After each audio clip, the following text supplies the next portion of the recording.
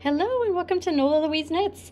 In this video I'm going to show you how to do a garter graft for the end of your Inwood cowl or wrap. So I've left a long tail of yarn. I think mine is about 4 or 5 times the length of my knitted final row. And you just want to make sure you give yourself plenty so you don't run out. You need a yarn needle and you need a spare small circular needle. So first what we're going to do is go back to the beginning of the work where we had our provisional cast on, and we are going to undo. I'm actually just going to use my scissors to snip off the ends of that chain, and then carefully pull off that provisional cast on one stitch at a time. And I'm going to catch the open stitches onto my spare circular needle. So just nice and slow, pull it out, and you can see it leaves that nice little loop of the acid green yarn, the apple green yarn, I guess is the color.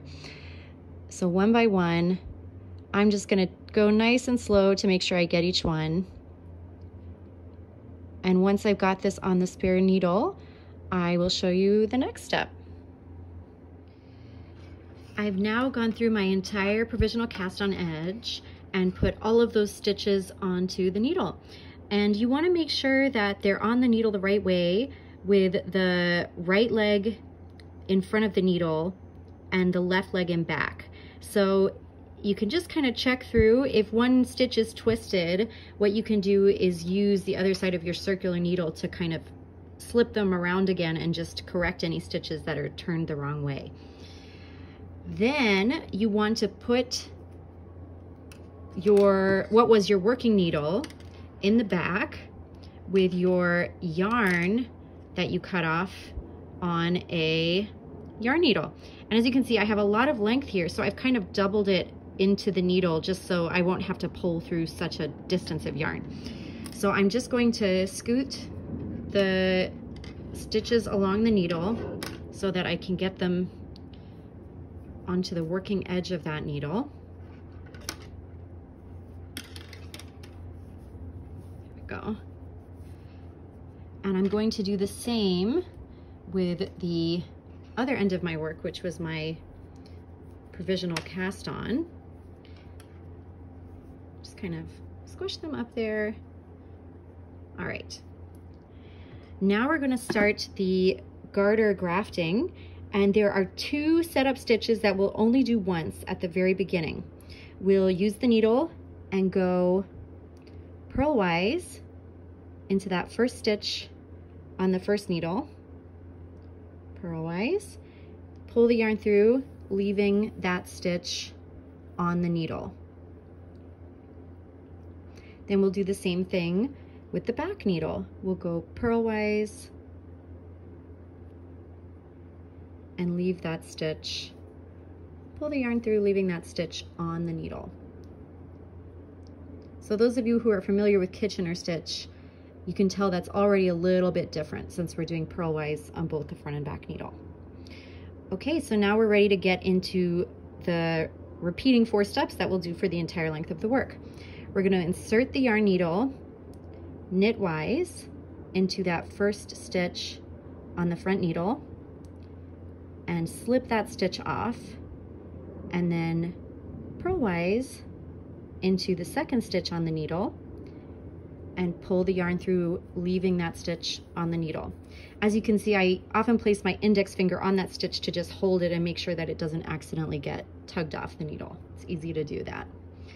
All right, so that was steps 1 and 2, and steps 3 and 4 are knitwise through the back needle, slipping it off, and then purlwise through that second stitch on the back needle, leaving it on the needle and pulling the yarn through.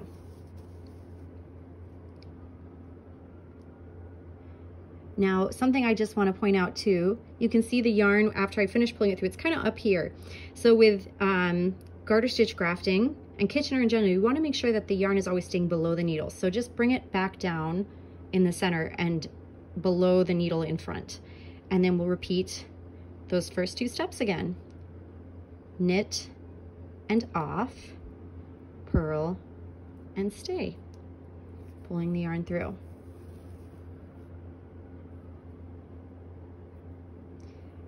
Then keeping the yarn below to the back needle, knit and off, purl and stay.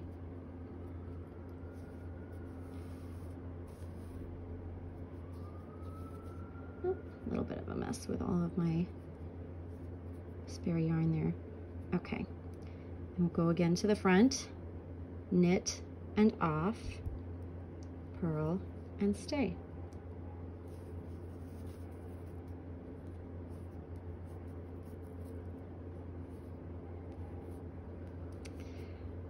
I love Malabrigo, but it's sometimes so sticky, it drives me nuts. There we go. Okay, and one more time on the back stitches, knit and off, purl and stay. And I'm gonna just continue those steps all the way along the length of my work, and I'll show you the finished result. So I've made some progress along the end of my Inwood cowl, and I just want to show you how invisible this technique is. You can see this line here is where it's being grafted, and it looks the same on both sides, so it blends in perfectly with the pattern. It's a little tricky with the tension sometimes because of these yarn overs, but you can see here I maybe pulled a little too tight, but blocking will help even everything out, and it's a wonderful invisible way to end your project, excuse me. So you're just going to repeat those 4 steps until you get to the end, and then weave in your yarn and block the project for the most beautiful finish. I hope you enjoy your wrap or cowl, and thanks for watching my video.